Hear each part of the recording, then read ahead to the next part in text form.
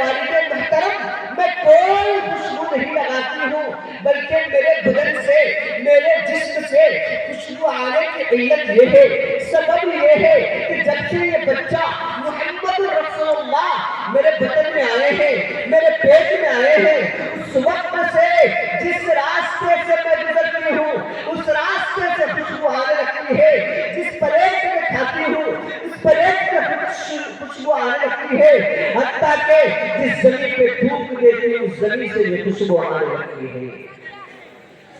بہت شان والی ہے دائی حلیمہ، بہت شان والی ہے دائی حلیمہ، ہے شاہ مدینہ کی دائی حلیمہ۔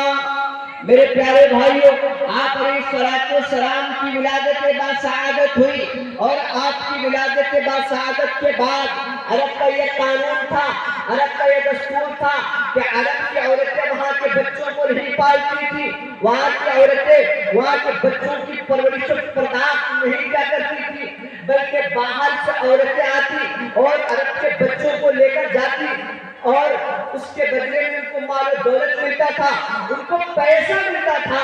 تو آپ علیہ السلام جس سال پیدا ہوئے مکہ المکرمہ کے اندر قبیلے بنی سعد سے 10 عورتیں چلی، ان میں ایک اعلیٰ قسمت، ایک عارفہ قسمت والی عورت دائی حلیمہ بھی ان کے ساتھ بچہ لینے کے لیے آئی۔ تمام عورتوں کی اونٹیاں قوی تھی، مضبوط تھی، وہ جلدی جلدی اپنی قوی اور طاقتور اونٹی سے جلدی جلدی مکہ کے اندر آتی ہے اور مالدار گھرانے کے بچوں کو لے کر چل دیتی ہے۔ آمینہ دائی حلیمہ سب سے اخیر میں آتی ہے، کوئی بچہ نہیں تھا سوائے محمد رسول اللہ کو، ان 9 عورتوں نے محمد رسول اللہ کو نہیں لیا، اس لیے کہ انہوں نے دیکھا کہ محمد رسول اللہ کو در یتیم ہے، ایک یتیم بچہ ہے۔ ان عورتوں نے محمد رسول اللہ کو ایک در یتیم پایا، ایک یتیم بچہ سمجھ کر چھوڑ دیا۔ دائی حلیمہ آتی ہے، محمد رسول اللہ کو لیتی ہے، اونٹنی پر بٹھاتی ہے، وہ اونٹنی جو بدن کے اعتبار سے کمزور تھی، جو بدن کے اعتبار سے لاغر تھی، آنے میں تو سب سے اخیر میں آئی تھی، بعد میں آئی تھی، لیکن جب دائی حلیمہ محمد رسول اللہ کو لے کر اونٹنی پر سوار کرتی ہے اور اونٹنی کو لے کر چلتی ہے، تو وہ اونٹنی جو آنے میں سب سے بعد میں آئی تھی، آنے میں سب سے اخیر میں آئی تھی، سب سے لاسٹ میں آئی تھی، وہ اونٹنی وہ عورت ان عورتوں کی اونٹنیوں سے آگے چلی جاتی ہے۔ جو عورتیں آگے چلی گئی تھی وہ عورتیں تعجب سے دیکھتی ہیں اور کہتی ہیں کہ اس اونٹنی کو کیا ہو گیا ہے، یہ کمزور اونٹنی آنے میں تو سب سے اخیر میں آئی تھی، آنے میں تو سب سے بعد میں آئی تھی، جانے میں سب سے پہلے جا رہی ہے۔ شاید کہ اللہ تبارک و تعالیٰ نے اس اونٹنی کو بھی بتا دیا تھا کہ اے اونٹنی، تجھ پر بیٹھنے والا کوئی عام نہیں ہے، بلکہ تجھ پر بیٹھنے والا محمد رسول اللہ صلی اللہ علیہ وسلم ہے۔ اس کے بعد جب دائی حلیمہ قبیلہ بنی سعد میں محمد رسول اللہ کو لے کر داخل ہوتی ہے تو آپ دائی حلیمہ فرماتی ہیں کہ قبیلہ بنی سعد کا کوئی ایسا گھر نہیں تھا جب میں محمد رسول اللہ کو لے کر داخل ہوئی تو ایک بھی ایسا گھر نہیں تھا جس گھر سے مشک کی خوشبو آئی ہو۔ میرے بھائیوں، محمد رسول اللہ صلی اللہ علیہ وسلم کا تذکرہ صرف مذہب اسلامی ہی میں نہیں ہے، بلکہ دنیا کے جتنے دھرم ہیں، جتنے مذاہب ہیں، ان کے اندر محمد رسول اللہ کا تذکرہ پایا جاتا ہے۔ آپ کسی بدھ مت کے بدھزم کے ماننے والوں سے، پیروکاروں سے پوچھیے، وہ بتائیں گے گوسپے اور بودھا سفر نمبر 217 پہ لکھا ہوا ہے کہ گوتم سدھارتھ قریب المرگ کے مرض الموت میں مبتلا ہیں۔ ان کا شاگرد نندا پوچھتا ہے، گرو جی بتائیے آپ کی مرتیو کے بعد، آپ کے انتقال کے بعد ہم کس کو مانیں گے، اس کی پیروی کریں گے، اس کے بتائے ہوئے ضابطے کے مطابق ہم اپنی زندگی بسر کریں گے۔ تو گوتم بدھ کہتے ہیں کہ سنو اے نندا، نہ میں پہلا بودھا ہوں نہ آخری بودھا ہوں۔ بودھا کا مطلب سندیش کا پیغمبر، میسنجر، نہ میں پہلا بودھا ہوں نہ آخری ہوں، بلکہ میرے پاس ایک اور بودھا آئے گا، اس کا نام میتریہ ہوگا۔ میتریہ یہ پالی زبان ہے، پالی شبد ہے، جب اس کا عربی میں ٹرانسلیٹ کرے تو اس کا مطلب ہوتا ہے رحمت للعالمین۔ اور رحمت للعالمین کن کا لقب ہے؟ جناب محمد رسول اللہ صلی اللہ علیہ وسلم کا لقب ہے۔ آپ کسی کرسچن سے پوچھئے who is Christian؟ کرسچن کون؟ the biggest enemy of Islam، اسلام کے سب سے بڑے دشمن۔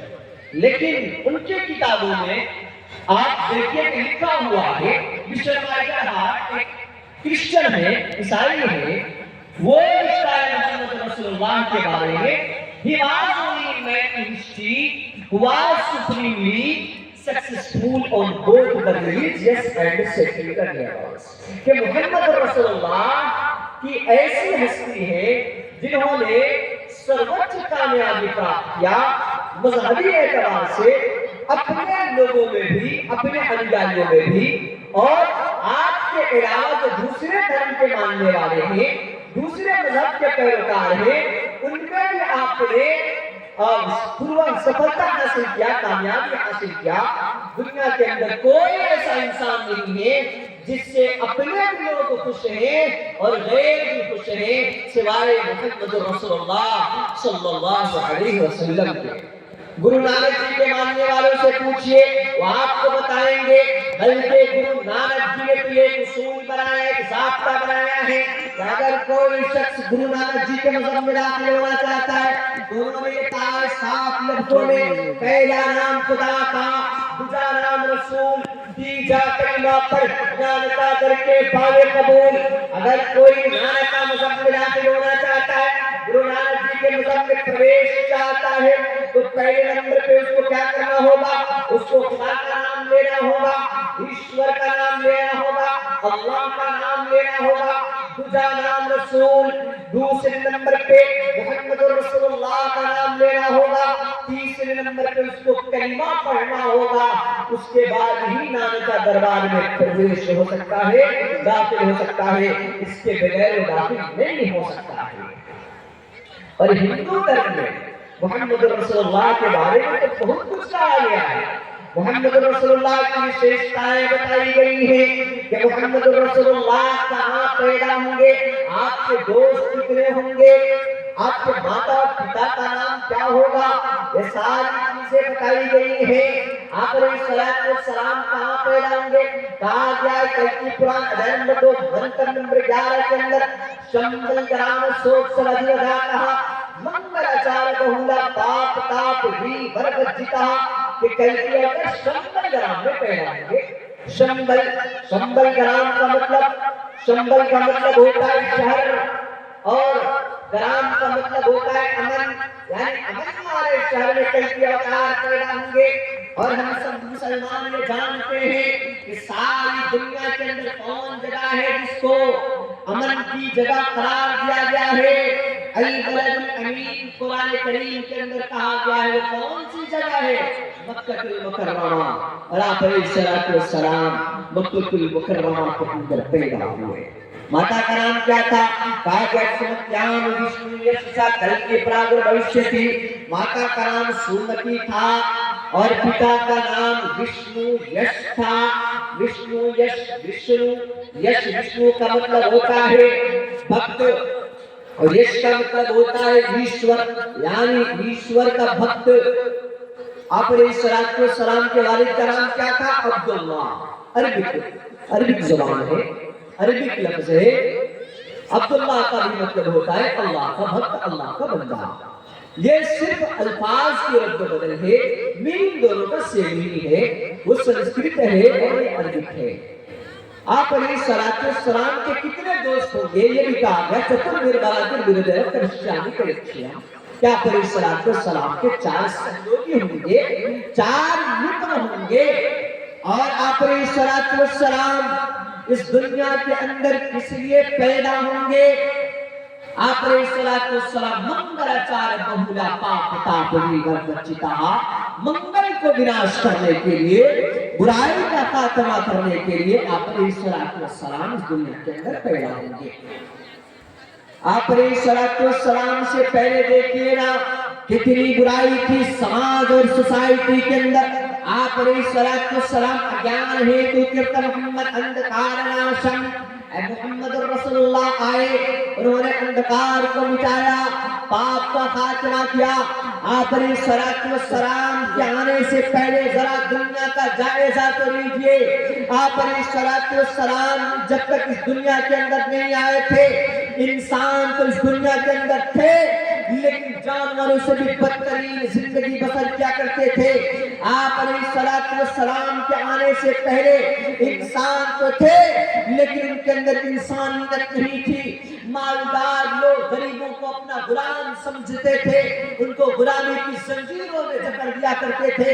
آپ علیہ السلام کے آنے سے پہلے ساری دنیا کے اندر عورتوں کو مار دیا جاتا تھا، اور ہمارے ہندوستان کے اندر یہ قانون تھا، ستی پرتھا تھا کہ اگر پتی سے پہلے پتی سے پہلے بیوی سے پہلے اگر پتی کا انتقال اور ڈیتھ ہو جاتا، مرتیو ہو جاتی، تو پتنی کو منحوس تصور کیا جاتا کہ اس کی منحوسیت کی وجہ سے اس کے شوہر کا انتقال ہو گیا ہے، اس کے پتی کی مرتیو ہو گئی ہے، اس بیچاری عورت کو اس کے شوہر کے ساتھ زندہ جلا کر بھسم کر دیا جاتا۔ یہ ہمارے ہندوستان کا قانون تھا، جو ہمارے ہندوستان کے رہنما لوگ تھے